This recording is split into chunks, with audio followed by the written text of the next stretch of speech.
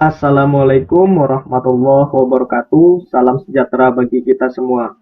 Hari ini kita akan belajar tentang struktur dan kaidah kebahasaan teks deskripsi. Jadi materi ini merupakan materi kedua setelah kita belajar tentang pengertian, tujuan, ciri-ciri, dan jenis-jenis teks deskripsi. Dan apabila kamu belum menonton video yang pertama, saya sarankan dahulu untuk menonton video yang pertama dengan cara mengklik link yang telah saya sertakan pada bagian deskripsi video ini. Dan jangan lupa juga untuk subscribe dan aktifkan lonceng notifikasi. Dan jangan lupa juga like, komen, dan share video ini kepada teman-temanmu. Seperti saya katakan di awal bahwa kita akan belajar tentang struktur dan kaidah kebahasaan teks deskripsi. Dan perlu kita ketahui bahwa dalam sebuah teks deskripsi itu paling tidak mencakup beberapa hal. Yang pertama adalah judul, yang kedua pembukaan, ketiga deskripsi, dan yang keempat adalah penutup. Dan perlu kita ketahui bahwa judul itu bukan merupakan bagian dari struktur inti sebuah teks deskripsi. Akan tetapi judul itu tetap harus ada dalam sebuah teks agar orang tetap mengetahui inti ataupun topik yang sedang dibicarakan dalam teks tersebut. Sementara pembukaan, deskripsi, dan penutup merupakan bagian utama dari struktur teks deskripsi. Dan biasanya dalam teks deskripsi, inti dari sebuah teks itu terletak pada bagian deskripsinya. Karena pada bagian deskripsi inilah nantinya suatu objek akan dijelaskan secara lebih rinci dan lebih spesifik. Untuk lebih jelasnya, mari perhatikan contoh teks deskripsi berikut ini. Ini merupakan salah satu contoh teks deskripsi tentang SMP Negeri 11 Yogyakarta. Mari kita identifikasi satu persatu strukturnya. Yang pertama, judul. Nah, judul ini nantinya akan berkaitan dengan isi sebuah teks. Jangan sampai judul dan isi sebuah teks itu tidak sinkron. Misalkan di sini judulnya SMP Negeri 11 Yogyakarta. Otomatis isi dari teks itu akan menjelaskan tentang SMP Negeri 11 Yogyakarta. Jadi keduanya harus saling berhubungan. Kemudian kedua, kalimat topik atau pembuka. Biasanya kalimat topik ini terletak pada paragraf pertama sebuah teks dan menandakan ataupun menyampaikan informasi yang sifatnya masih bersifat umum. Artinya belum dideskripsikan secara spesifik.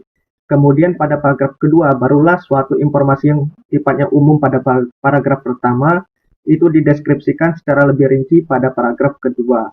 Di mana letak paragraf ataupun informasi yang sifatnya umum itu? Coba perhatikan pada paragraf pertama. Informasi sifatnya umum itu ditandai pada bagian SMP Negeri 11 Yogyakarta merupakan salah satu sekolah yang terletak di kota Jogja.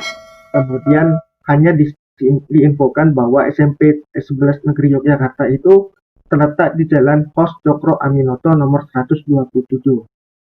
Nah, itu kan informasi yang sifatnya masih umum, belum dijelaskan secara detail ataupun lebih lengkap lagi. Nah, untuk mengetahui lebih lengkapnya, apa saja yang ada di sekolah SMP Negeri 11 Yogyakarta akan dijelaskan pada paragraf kedua. Nah, pada paragraf kedua inilah suatu detail informasi yang lebih dari suatu sekolah tersebut dijelaskan. Misalkan pada paragraf kedua ini disebutkan bahwa SMP Negeri 11 itu memiliki luas 2.675 meter persegi. Kemudian juga disebutkan fasilitasnya apa saja, kemudian juga sarana-prasarana apa saja yang ada di sekolah tersebut, kemudian juga bagaimana kesiapan sekolah itu menyambut sistem pendidikan pada masa pandemi saat ini. Inilah inti dari sebuah teks deskripsi. Biasanya teks deskripsi seperti saya katakan tadi bahwa teks deskripsi itu terletak pada bagian deskripsinya. Hal itulah yang paling menonjolkan dan menjadi penanda sebuah teks deskripsi. Kemudian juga dalam teks deskripsi perlu mencantumkan kesimpulan atau penutup. Nah, biasanya penutup ini merupakan rangkuman dari gagasan yang telah disampaikan sebelumnya ataupun berisi juga saran ataupun harapan yang diinginkan oleh seorang penulis terhadap objek yang dideskripsikannya. Kemudian juga dalam teks deskripsi kita perlu membedakan dengan teks lain.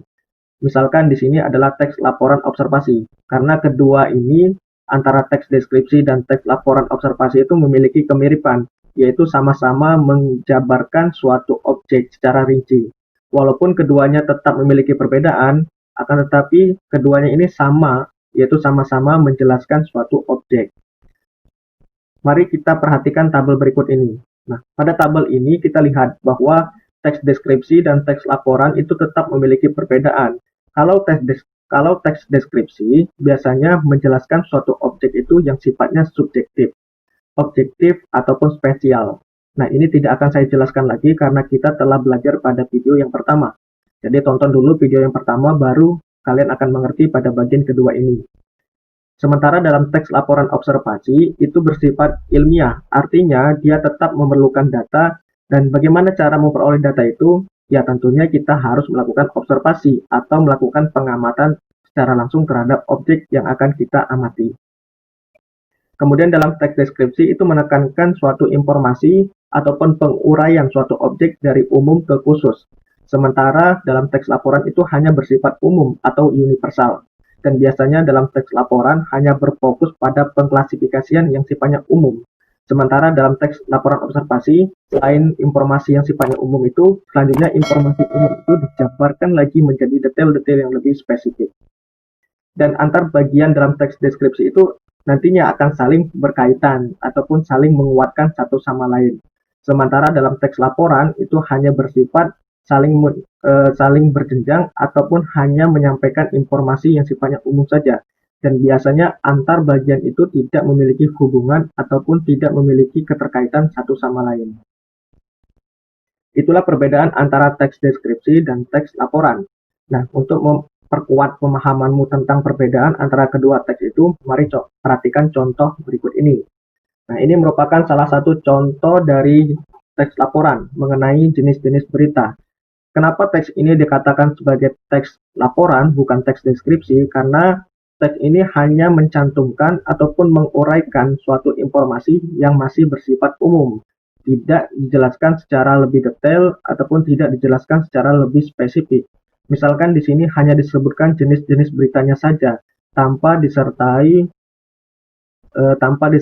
bagaimana cara membedakan antara berita yang satu dan berita yang lain, ataupun bagaimana membedakan antara berita hard news, straight news, breaking news, soft news, dan apa saja perbedaan antara keempat hal tersebut. Itu kan tidak dijelaskan secara lebih rinci. Kemudian juga bagaimana cara memperbaiki atau membuat sebuah teks itu menjadi sebuah teks yang baik. Itu juga tidak dijelaskan pada bagian hard news, straight news, breaking news, ataupun soft news. Nah, informasi-informasi ini merupakan informasi yang sifatnya umum. Jadi, teks ini hanya menjelaskan suatu jenis-jenis berita hanya sebatas deskripsinya saja, tanpa disertai klasifikasi ataupun cara-cara mengidentifikasi mana hard news, straight news, dan lain sebagainya. Berbeda halnya dengan teks deskripsi yang menjelaskan sesuatu sifatnya yang sangat detail, mulai dari bentuk yang umum menjadi bentuk yang lebih khusus. Misalkan teks ini. Nah, teks ini kan bercerita tentang suasana pagi di tanah pesisir. Intinya itu. Kemudian suasana pagi itu dijelaskan secara lebih detail, mulai dari langitnya, mulai dari keindahan warnanya, mulai juga dari aktivitas masyarakatnya, mulai dari tempuran ombaknya yang menimbulkan ketenangan dan lain sebagainya. Kemudian juga aktivitas nelayan, kemudian istri dan anak-anaknya juga disebutkan ataupun dijelaskan pada teks ini. Begitu juga dengan sistem perekonomian yang juga turut memperkuat bahwa teks ini sebagai teks deskripsi. Ini kan menjelaskan secara tidak langsung tentang suasana pagi di tanah pesisir yang ada di daerah pantai. Nah, teks ini dikatakan sebagai teks deskripsi karena seperti saya katakan tadi, menjabarkan suatu objek secara lebih rinci dan jelas. Dan biasanya ketika kita membaca teks deskripsi akan menimbulkan kesan indera, atau kita turut membayangkan ataupun kita turut menggambarkan ataupun mengimajinasikan sesuatu objek yang kita baca seolah-olah kita mengetahui secara detail objek tersebut. Kemudian juga kita perlu pahami bahwa dalam teks deskripsi ada beberapa kaidah kebahasaan. Yang pertama, biasanya teks deskripsi itu menggunakan kata benda sesuai dengan topik yang dideskripsikan. Misalkan, apabila kita membaca sebuah teks tentang sekolah, otomatis kata-kata benda yang digunakan harus berhubungan dengan sekolah. Misalkan guru, rumah, dan lain sebagainya. Jangan sampai kata-kata benda yang kita gunakan itu tidak berhubungan dengan teks deskripsi yang kita buat. Misalkan kita tadi ingin membuat teks tentang sekolah, kita menggunakan kata-kata yang berhubungan dengan rumah sakit, dokter, itu kan tidak nyambung. Kemudian yang kedua, teks deskripsi itu menggunakan kata-kata khusus bukan umum. Misalkan kata-kata umum itu warna. Nah, dari warna itu kita jabarkan lagi menjadi sesuatu yang sifatnya lebih khusus. Misalkan jenis-jenis warnanya, misalkan warna hijau, kuning, merah, biru, dan lain seterusnya. Kemudian juga teks deskripsi itu menggunakan kata ataupun kalimat yang konkret atau nyata. Misalkan perempuan itu cantik. Nah, maka cantik itu perlu kita deskripsikan. Cantik itu yang seperti apa? Misalkan orang cantik itu badannya harus tinggi, kemudian matanya harus indah, kemudian pipinya harus tembem, dan lain seterusnya. Itu kan merupakan persepsi subjektif dari perasaan ataupun keinginan seorang penulis. Kemudian juga mengandung kata atau kalimat rincian yang mengkonkretkan. Misalkan biasanya ditandai dengan penggunaan kata-kata selanjutnya, berikutnya, kemudian, daripada itu, kemudian seterusnya, dan lain sebagainya. Kemudian juga biasanya dalam teks deskripsi itu menggunakan metafora atau perumpamaan. Tujuannya adalah untuk membuat imajinasi dari seorang pembaca agar mengetahui, agar mengikuti, ataupun agar ikut membayangkan apa objek yang sedang ia baca. Jadi seolah-olah dia ikut mengetahui secara detail informasi yang ia baca, walaupun dia belum pernah ataupun belum pernah ke tempat objek yang dideskripsikan ataupun belum mengetahui sama sekali objek yang dideskripsikan. Oke, saya rasa materi kita pada hari ini tentang struktur dan kaidah kebahasaan teks deskripsi saya cukupkan sampai di sini. Saya akhiri pertemuan kali ini, kita ketemu lagi pada video selanjutnya. Saya akhiri, wassalamualaikum warahmatullahi wabarakatuh.